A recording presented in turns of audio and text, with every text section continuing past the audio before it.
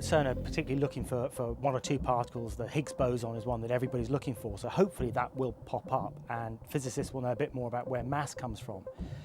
But the really interesting thing is that there could be unexpected particles that pop up, things that we haven't even imagined yet.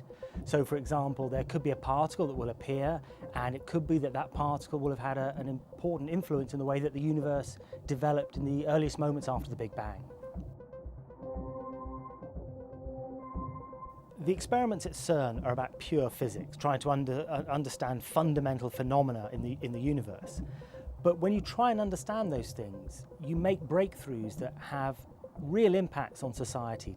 So for example, the discovery of the electron some 100 years ago, that was pure physics, and yet nearly all of our modern technology relies on an understanding of the electron, from the laser through to electronics, through to computing and so on.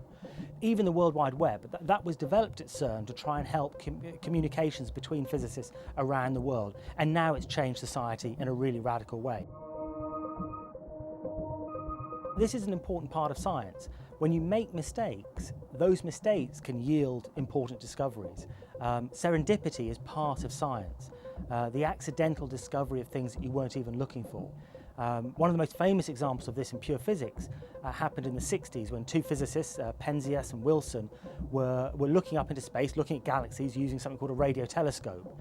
And when they were looking up into space, they began to detect this odd radiation. And they were really annoyed with it. They had no idea what it was. They thought it was an error with their detection. They were frustrated and angry. And eventually they realized after several weeks that what they discovered, this annoying radiation, was the radiation from the Big Bang. And this annoying radiation became the most compelling evidence for the fact that the Big Bang really happened. Big Bang Day on BBC Radio 4.